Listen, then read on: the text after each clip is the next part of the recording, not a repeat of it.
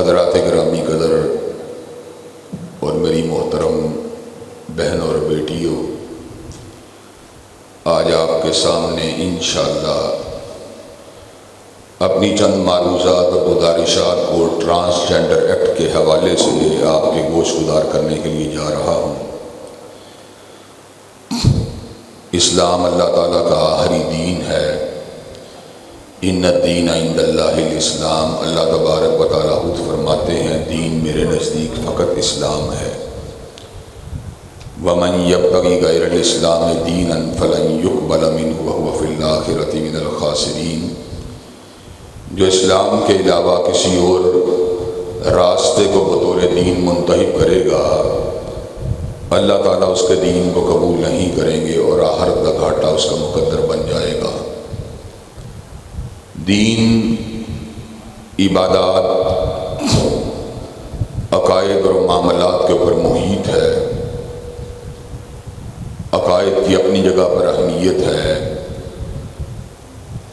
اور اس کے بغیر کوئی شخص بھی حقیقی معنوں میں مسلمان نہیں بن سکتا۔ عبادات اس لیے ضروری ہیں کہ اللہ تبارک و تعالیٰ نے بنیادی طور پر ہم کو بنایا ہی اس لیے ہے کہ ہم اللہ تعالیٰ کی عبادت کریں، اس کی بندگی کریں۔ چنانچہ ارشاد ہوا وما خلقت الجن والانس الا لیعبدون، اور میں نے نہیں بنایا جنات اور انسان کو مگر اپنی پوجا، اپنی بندگی اور اپنی عبادت کے لیے۔ معاملات کی اس اعتبار سے اہمیت ہے کہ معاملات زمین کے اوپر رہنے کے لیے اللہ تبارک و تعالیٰ کی طرف سے مقرر کردہ جو طریقہ کار ہیں، جس میں اللہ تبارک و تعالیٰ نے ہمارے لیے بعض چیزوں کو حلال قرار دے دیا اور بعض چیزوں کو حرام قرار دے دیا۔ حلال و حرام کا یہ تقرر در حقیقت اللہ تبارک و تعالیٰ کی طرف سے ایک امتحان بھی تھا۔ اللہ جج کرنا چاہتے تھے کہ حلال راستوں کو اختیار کرنے والا کون ہے اور حرام راستوں کو اختیار کرنے والا کون ہے۔ اللہ تبارک و تعالیٰ نے طیب چیزوں کو حلال کیا اور خبیث چیزوں کو حرام کیا، اور حضرت رسول اللہ صلی اللہ علیہ وسلم کو بھی یہ بذریعہ وحی آپ کو بھی باخبر کیا گیا کہ طیب چیزیں کون سی ہیں اور خبیث چیزیں کون سی ہیں۔ چنانچہ اللہ تبارک و تعالیٰ اعلان فرماتے ہیں یحل لہم الطیبات ویحرم علیہم الخبائث، حضرت رسول اللہ صلی اللہ علیہ وسلم طیب چیزوں کو حلال کرنے والے اور خبیث چیزوں کو حرام کرنے والے ہیں۔ طیب اور خبیث، اس کا تعلق کھانے پینے کے ساتھ بھی ہے اور بود و باش کے ساتھ بھی ہے۔ اس زمین کے اوپر رہتے ہوئے اللہ تبارک و تعالیٰ نے نسل انسانی کی بقا اور ترویج کے لیے بھی انسانوں کو ایک درست اور صحیح راستے پر چلنے کا طریقہ سمجھا دیا۔ اللہ تبارک و تعالیٰ اعلان فرماتے ہیں وَخَلَقْنَاكُمْ أَزْوَاجًا، میں نے تمہیں جوڑوں کی شکل میں پیدا کیا ہے۔ سبحان الذی خلق الازواج كلها مما تنبت الارض ومن انفسهم ومما لا يعلمون، پاک ہے وہ ذات جس نے ہر چیز کے جوڑوں کو پیدا کیا، مما تنبت الارض، جو زمین سے اگتی ہیں، اور ان کی اپنی جانوں میں سے بھی اور ان چیزوں میں سے بھی جن کو انسان نہیں جانتا۔ حیوانات کے جوڑے دیکھنے میں نظر آتے ہیں، لیکن جہاں تک تعلق ہے نباتات کا تو بالعموم ان کے جوڑے دیکھنے میں نہیں آتے، لیکن نباتات میں سے بھی ایسی مثالیں موجود ہیں کہ پپیتے کے درخت کے ساتھ نر اور مادہ کا وجود لازم ہوتا ہے۔ اگر کسی ایک باغ سے نر پپیتے کے درخت کو کاٹ دیا جائے تو مادہ پھل دینا بند کر دیتی ہے۔ یہ اللہ تبارک و تعالیٰ کی بہت بڑی نشانی ہے۔ حیوانات کے یہاں پر جبلت موجود تھی، جبکہ فرشتے جبلت سے محروم کر دیے گئے، اللہ تبارک و تعالیٰ نے ان کو خاص اپنی بندگی کے لیے مختص فرما دیا۔ لیکن انسانوں کے یہاں پر جبلت تو تھی، لیکن اس جبلت کے اظہار کے طریقہ کار کو اللہ تبارک و تعالیٰ نے حیوانات کی طرح غیر متعین نہیں کیا، بلکہ اس کو متعین فرما دیا۔ اور وہ لوگ جو جبلی تقاضوں کو پورا کرنے کے لیے انسانی اور اللہ تبارک و تعالیٰ کے بتلائے ہوئے طریقہ کار کو اختیار نہیں کرتے، ان کو اللہ تبارک و تعالیٰ نے جانوروں کی مانند قرار دے دیا، اور اعلان ہوا والذین کفروا یتمتعون ویاکلون کما تأکل الانعام والنار مثوی لہم۔ کافروں کا کھانا پینا اور ان کا رہن سہن جانوروں کی مانند ہے، اور اللہ تبارک و تعالیٰ نے ان کے لیے جہنم کے دہکتے ہوئے انگاروں کو تیار کر دیا ہے۔ جانور کو اپنی جبلت کے تقاضے پورے کرنے کے لیے وقت اور موقع محل کی تمیز نہیں ہوتی، جبکہ اللہ تبارک و تعالیٰ نے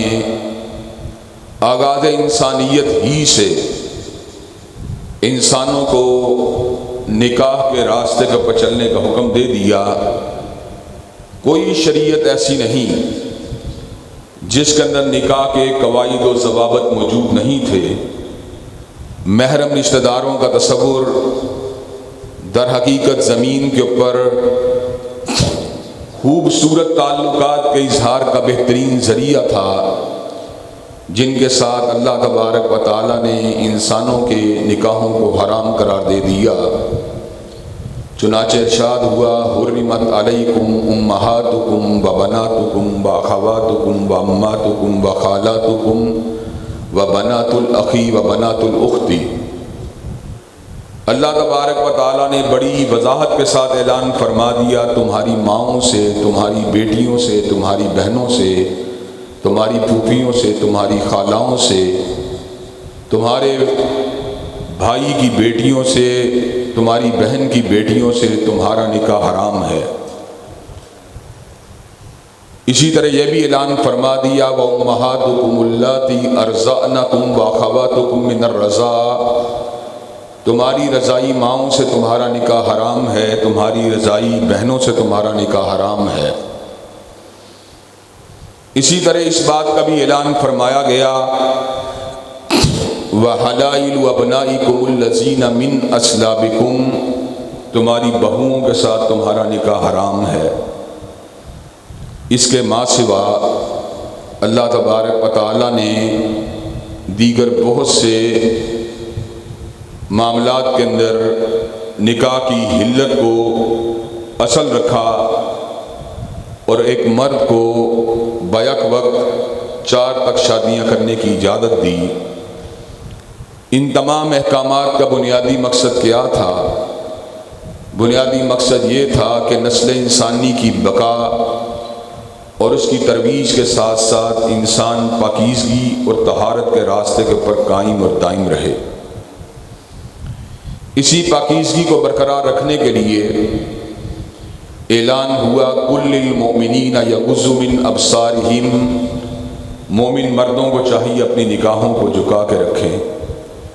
اور مومنہ عورتوں کو بھی حکم ہوا کل للمؤمنات یغضضن من ابصارہن، کہ مومنہ عورتیں بھی اپنی نگاہوں کو جھکا کے رکھیں۔ مقصد کیا تھا؟ مقصد یہ تھا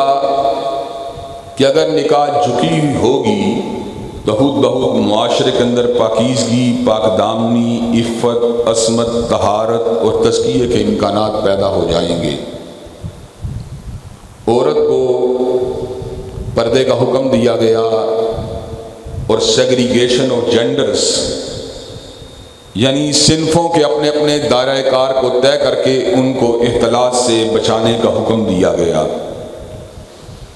جو مرد و زن احکامات الہیہ کو پامال کرتے ہیں اور اللہ تبارک و تعالیٰ کے دین کی حدود سے تجاوز کرتے ہیں، ان کے لیے غیر شادی شدہ صورت کے اندر 100 کوڑوں کی سزاؤں کو مقرر کیا گیا اور ارشاد ہوا الزانیۃ والزانی فاجلدوا کل واحد منہما 100 جلدہ ولا تأخذکم بہما رأفۃ فی دین اللہ ان کنتم تؤمنون باللہ والیوم الآخر ولیشہد عذابہما طائفۃ من المؤمنین۔ جو بھی بد کرداری کا ارتکاب کرے، مرد ہو یا عورت ہو، اس کو 100 کوڑے لگنے چاہیے اور مومنوں کی ایک جماعت کو اس کے اوپر گواہ بھی ہونا چاہیے۔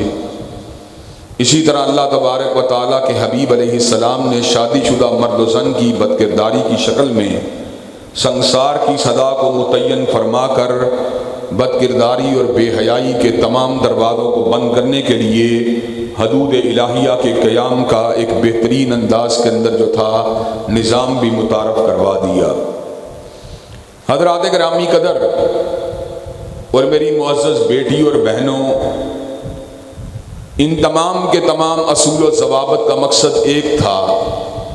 قد افلح من تزکیٰ، کامیاب وہ ہوا جس نے تزکیہ نفس کو اختیار کیا، وذکر اسم ربہ فصلی، اور اپنے اللہ کا ذکر کیا پس نماز کو قائم کیا۔ حقیقی معنوں میں وہ کامیاب ہو گیا اور کامران ہو گیا۔ قد افلح من زکاہا وقد خاب من دساہا، وہ کامیاب ہوا جس نے اپنے نفس کو پوتر بنا لیا، وقد خاب من دساہا، پر وہ ناکام ہوا جس نے اپنے نفس کو آلودہ کر لیا۔ آلودگی کی اسلام کے اندر کوئی گنجائش موجود نہ تھی۔ جہاں پر اللہ تبارک و تعالیٰ نے مرد و زن کے صنفی تعلقات کو ایکسٹرا میریٹل اعتبار سے کنڈیم کیا اور اس کے لیے سزاؤں کو مقرر کیا گیا اور اس سے بچاؤ کے لیے پردہ داری کو اور اوائل عمری کے اندر نکاح کی رغبت کو دلایا گیا، اور یہاں تک بتلایا گیا کہ بہت سے لوگ اپنے کیریئر کی وجہ سے نکاح میں ڈیلے کریں گے، لیکن ان کو اس بات کا علم ہو جانا چاہیے وَأَنكِحُوا الْأَيَامَ مِنكُمْ وَالصَّالِحِينَ مِنْ عِبَادِكُمْ وَإِمَائِكُمْ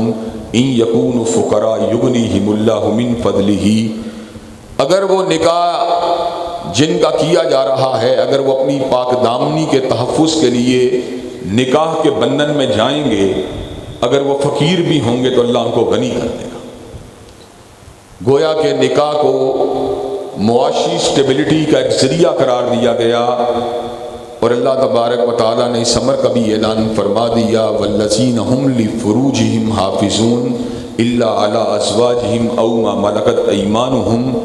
فردوس بری میں جانے والے مومنین کا وصف یہ ہوگا کہ وہ اپنی پاک دامنی کا تحفظ کرنے والے ہوں گے اور اپنی بیویوں کے علاوہ اپنی خواہشات کو کسی اور طریقے سے پورا نہیں کریں گے،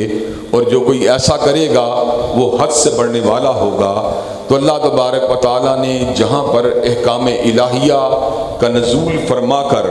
تزکیہ اور طہارت کو انتہائی اہم قرار دیا، وہیں پر قرآن مجید نے ہمیں اقوام سابقہ کے افعال بد سے بھی آگاہ کیا۔ ان اقوام سابقہ میں سے قوم ایسی تھی جس کے اندر یہ بیماری تھی کہ وہ عورتوں سے نکاح کرنے کی بجائے اپنے ہم جنسوں سے اپنی خواہشات کو پورا کرنے کی کوشش کرتے تھے۔ اللہ تبارک و تعالیٰ نے سیدنا لوط علیہ السلام کو قوم سدوم کی رہنمائی کے لیے مبعوث فرما دیا۔ حضرت لوط علیہ السلام اپنی قوم کے لوگوں کو تزکیے کی، طہارت کی اور پاکیزگی کی تعلیمات کو دیتے رہے۔ حضرت لوط علیہ السلام کا دل بہت ہی بڑا تھا، اتنا بڑا دل کہ انسان حیران رہ جاتا ہے۔ اپنی قوم کے بدگماش لوگوں کو مخاطب ہو کر یہ بات کہا کرتے تھے، ہؤلائی بناتی ہن اطہر لکم فاتقوا اللہ، میں اپنی بیٹیاں تمہارے نکاح میں دینے کے لیے تیار ہوں، لیکن تمہیں اس کام کے لیے اپنے افعال شنیعہ کو چھوڑنا ہوگا۔ لیکن وہ لوگ اس بات کو قبول کرنے کے پر آمادہ و تیار نہ ہوئے۔ اللہ تبارک و تعالیٰ نے اتمام حجت کے لیے عذاب کے فرشتوں کو خوبصورت لڑکوں کی شکل میں حضرت لوط علیہ السلام کے پاس روانہ کیا۔ حضرت لوط علیہ السلام اپنے مہمانوں کو دیکھ کر انتہائی پریشان تھے، انتہائی تشویش کا شکار تھے کہ میری قوم کے لوگ جن کے اندر یہ مرض پیدا ہو چکا ہے، وہ میرے مہمانوں کے بارے میں اگر حد سے زیادہ تجاوز کریں گے تو میں اپنے مہمانوں کی کیوں کر حفاظت کروں گا۔ تو ان مہمانوں نے سیدنا لوط علیہ السلام کو مخاطب ہو کر یہ بات کہی تھی، ہم آپ کے پاس آئے تو خوبصورت نوجوانوں کی شکل میں ہیں، لیکن ہم آپ کے پروردگار کے بھیجے ہوئے رسول ہیں۔ آپ کی قوم کے لوگ ہمارا بال بھی بیکا نہیں کر سکتے۔ قوم کے لوگوں نے حضرت لوط علیہ السلام کے گھر کا محاصرہ کیا۔ سیدنا لوط علیہ السلام نے ایک مرتبہ پھر اپنی قوم کے لوگوں کو مخاطب ہو کے کہا، ہؤلائی بناتی ہن اطہر لکم فاتقوا اللہ ولا تخزونی فی ضیفی الیس منکم رجل رشید، کہ میری قوم کے لوگوں، میرے مہمانوں کے بارے میں مجھے دکھ نہ دو، میری بیٹیاں نکاح کے لیے حاضر ہیں، اگر تمہاری نیت میں اصلاح ہے تو تم سیدھے راستے سے آؤ۔ تو قوم کے لوگوں نے حد اعتدال سے تجاوز کرتے ہوئے کہا، ما لنا فی بناتک من حق وانک لتعلم ما نرید، حضرت لوط آپ کو پتہ ہے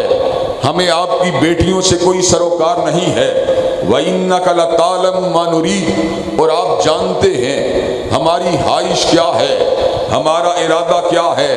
اتمام حجت ہو چکا تھا۔ اللہ تبارک و تعالیٰ نے سیدنا لوط علیہ السلام کو اپنے اہل خانہ کے ساتھ قوم سدوم سے نکلنے کا حکم دیا۔ حضرت لوط علیہ السلام نکلے، اللہ تبارک و تعالیٰ کا امر آیا، زمین سے اس بستی کو اٹھایا گیا، آسمان و زمین کے درمیان معلق کیا گیا، زمین کے اوپر گرایا گیا، ہر بد کردار کو پتھروں کے ذریعے رجم کیا گیا، سنسار کیا گیا، اور قوم سدوم کو قصہ پارینہ بنا دیا گیا۔ حضرات گرامی قدر اور میری بیٹیوں بہنوں، میں آپ کے سامنے اس بات کو رکھنا چاہتا ہوں، قوم لوط کا یہ واقعہ، اس کے اندر جہاں پر عبرت کے بہت سے پہلو موجود ہیں، وہیں پر بہت سے لوگ جن کو اللہ تبارک و تعالیٰ نے سلامت روی عطا کی ہے، جن کو اچھی فطرت سے نوازا ہے، جن کو سیدھے راستے کا پتہ دیا ہے، بہت سے لوگ اس بات کے اوپر متعجب بھی ہوئے کہ کیا قوم لوط جیسی قوم بھی زمین کے اوپر گزری جو اپنی خواہشات کو اپنی بیویوں سے اور اپنی گھر والیوں سے پورا کرنے کی بجائے اپنے ہی ہم جنسوں سے ہم جنس پرستی کے راستے کا پچل کے پورا کرنے کی جستجو کرتے۔ اللہ تبارک و تعالیٰ نے قوم سدوم کے واقعے کو قرآن مجید میں تقریباً 27 مقام کے اوپر بیان کر کے اس فعل شنی کی شناخت کو واضح فرما دیا۔ حضرت رسول اللہ صلی اللہ علیہ وسلم جب کائنات میں جلوہ گر ہوئے، جہاں پر آپ نے زناکاری کی مذمت کو بیان کیا، وہاں پر آپ نے عمل قوم لوط کی شناخت کو بھی واضح فرما دیا۔ حضرات گرامی قدر، اللہ تبارک و تعالیٰ کے فضل و کرم سے ہر دور کے اندر حال ہی چند ایک مٹھی بھر لوگ اس فعل شنی کے مرتکب ہوتے رہے، لیکن خفیہ انداز کے اندر اپنی خواہشات کو پورا کرتے رہے۔ معاشرے کے اندر اگرچہ یہ مرض رہا، لیکن اجتماعی حیثیت سے مسلمانوں کا معاشرہ عفت کی تصویر، پاک دامنی کی تصویر، طہارت کی تصویر، تزکیے کی تصویر بنا رہا۔ حضرات گرامی قدر، لیکن دور جدید کے اندر جس وقت معاشروں نے دین کی حاکمیت کو، دین کی بالادستی کو نظر انداز کر کے اپنی موز اور خواہشات کو پورا کرنے کے لیے اپنی پارلیمان کو لامحدود اختیارات کا مالک بنا دیا، بائبل کی تعلیمات کو نظر انداز کر کے فرینچ ریولوشن کے بعد اور انڈسٹریل ریولوشن کے بعد جب یورپ کا معاشرہ اپنی موز اور خواہشات کا اسیر بن گیا تو جہاں پر زناکاری معیوب نہ رہی، جہاں پر بد کرداری معیوب نہ رہی، وہاں پر ان معاشروں کے اندر عمل قوم لوط بھی معیوب نہ رہا۔ ایک طویل مدت تک عمل قوم لوط کے مرتکب کو سائیکولوجیکل پیشنٹ قرار دیا جاتا رہا، لیکن آج سے تقریباً 50 برس کے لگ بھگ کی بات ہے، اس تحریک نے زور پکڑا اور یورپ کا معاشرہ جو اباحیت پسندی کے راستے پہ چل چکا تھا، جو خواہشات کے موز اور گھوڑے پہ سوار ہو چکا تھا، جس کے نتیجے، جس کے اندر تلذذ کو پورا کرنا، جس کے اندر اپنی صنفی خواہشات کو پورا کرنے کا ہر طریقہ جائز قرار پا چکا تھا،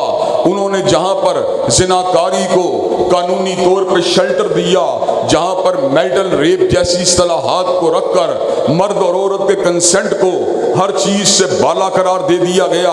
اگر عورت جو ہے اور مرد جو ہے شادی کے باوجود بھی راضی نہ ہوں، ایک دوسرے کے ساتھ کوئی عمل کرتے ہیں، اس کو میریٹل ریپ کا نام دیا گیا، اور ایکسٹرا میریٹل ریلیشن شپ کے اندر اگر کوئی مرد و زن آپس کے اندر تعلقات کو استوار کرتے ہیں، اس کو سند جواز عطا کر دی گئی، تو اس کے ساتھ ساتھ ہومو سیکشولیٹی کا کلچر بھی لیگلائز ہوتا چلا گیا۔ امریکہ کے اندر، یورپ کے اندر بتدریج یہ کلچر اس حد تک عام ہوا کہ پادریوں کو اور چرچ کے اندر کام کرنے والے مشنریز کو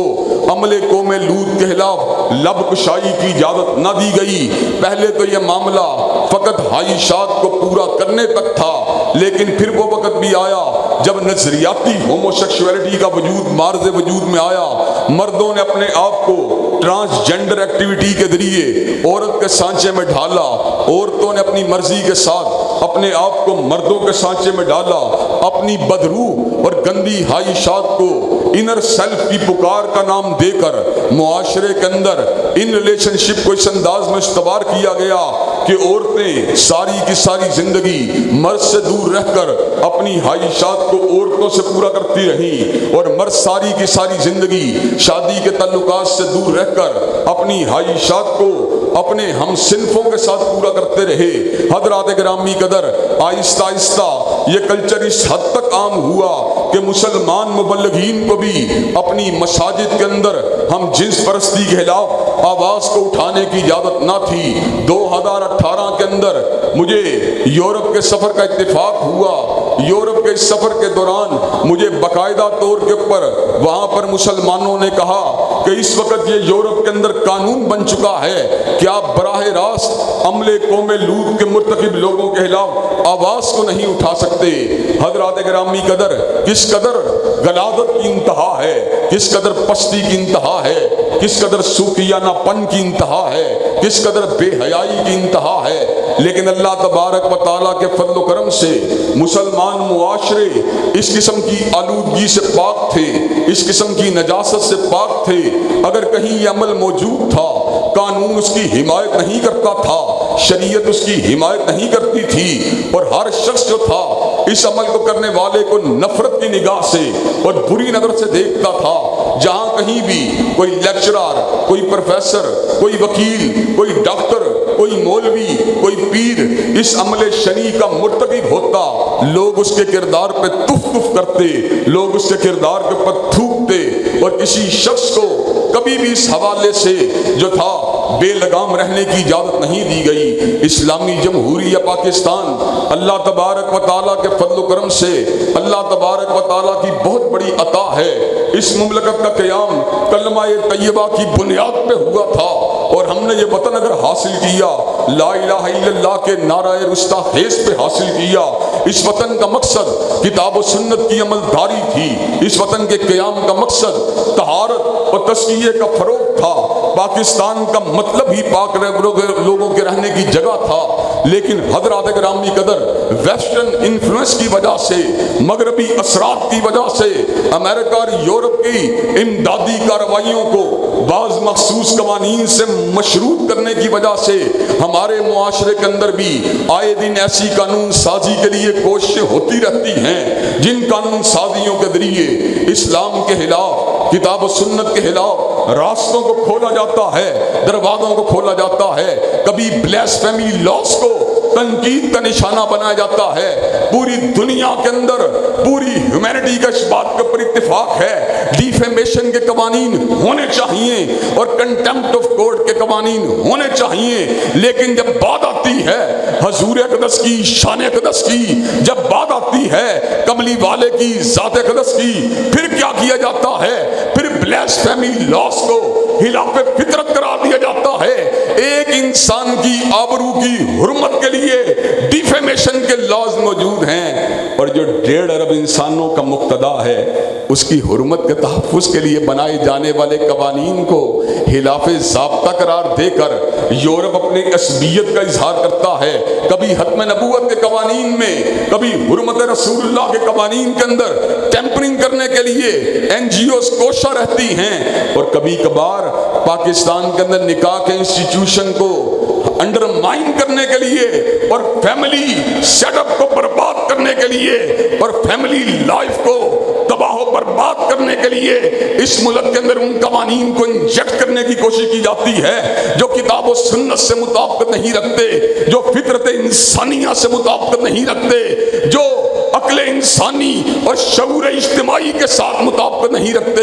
آپ کچھ عرصے سے اس بات کو دیکھ سکتے ہیں کہ ہمارے ملک کے اندر عورت مارچ کے نام کے اوپر کس قسم کی بے حیائی کا ارتکاب کرنے کے لیے این جی اوز کی حمایت یافتہ اور این جی اوز کے ٹکڑوں کے اوپر پلنے والی بعض اسلام سے نابلد اور بعض شریعت سے نابلد عورتیں کس انداز کے اندر میدان میں اترتی ہیں۔ ان مارچز کے ذریعے نکاح کے ادارے کا مذاق اڑایا جاتا ہے، ان مارچز کے ذریعے مرد و زن کے اختلاط کی حوصلہ افزائی کی جاتی ہے، اور ان مارچز کے ذریعے لیسبین، گیز، بائی سیکشول اور ٹرانسجنڈر ریلیشن شپ کی حوصلہ افزائی کی جاتی ہے، اور پاکستان کے اندر اخلاقی قدروں کو گرانے کے لیے پوری کی پوری کمپین چلائی جاتی ہے۔ اسی قسم کی سخیانہ حرکت ایک انتہائی کانسپریسی اور خفیہ انداز کے اندر 2018 کے اندر بھی کی گئی۔ 2018 کے اندر جو خسروں، حاجہ سراؤں یا ہیجڑوں کے تحفظ کا بظاہر قانون بنا کر اس کی آڑ کے اندر مردوں کو اپنی صنف کو بدلنے کا اختیار دیا گیا، عورتوں کو اپنی جنس کو بدلنے کا اختیار دیا گیا، اور اس بات کو وعدے کیا گیا سیکشول ایڈنٹی وہ نہیں جو اللہ نے دی ہے، جو نیشن نے دی ہے، بلکہ ایڈنٹی وہ ہے جو میرے انر سیلف سے اٹھتی ہے۔ انر سیلف کے اندر شیطان کی انسپائریشن اور شیطانی وساوس کو بنیاد بنا کر ہمارے ملک کے اندر عمل قوم لوط کے لیے دروازے کو کھولا گیا۔ افسوس کی بات یہ ہے اور دکھ کا مقام یہ ہے، ملک کی تمام بڑی سیاسی جماعتیں جن میں مسلم لیگ بھی شامل ہے، تحریک انصاف بھی شامل ہے اور پیپل پارٹی بھی شامل ہے، وہ اس قانون کو بنانے کی کاوشوں کے اندر سب کے سب شریک تھے۔ 2018 کے اندر اس ایکٹ کو نافذ کیا گیا۔ عام لوگوں کی نظروں میں، عام علماء کی نظروں میں یہ ہیجڑوں کے تحفظ کا قانون تھا۔ ہیجڑا جو بائی برتھ ہیجڑا ہو اس کو لیٹ ڈاؤن کرنا، اس کی تضحیک کرنا، اس کی تذلیل کرنا، اس کی اسلام میں کوئی اجازت موجود نہیں ہے، اس لیے کہ وہ انسان ہے اور انسان کو اس کے ڈیو رائٹس ملنے چاہیے۔ لیکن ہیجڑوں کے علاج اور معالجے کی آڑ کے اندر اگر کوئی مرد اپنی جنس کو بدلتا ہے اور کوئی عورت اپنی جنس کو بدلتی ہے تو اس بات کی کبھی بھی کسی اسلامی معاشرے میں اجازت نہیں دی جا سکتی۔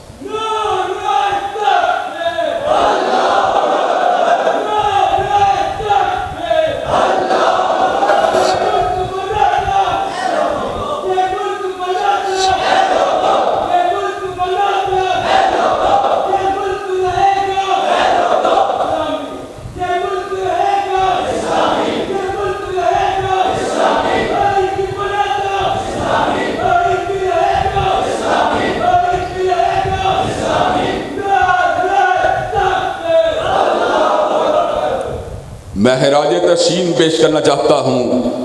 جناب سینڈر مشتاق احمد خان صاحب کو، جن کی باریک نگاہ نے ٹرانسجنڈر قوانین کے اندر موجود ان شکوں کے اوپر گہری نظر ڈال کر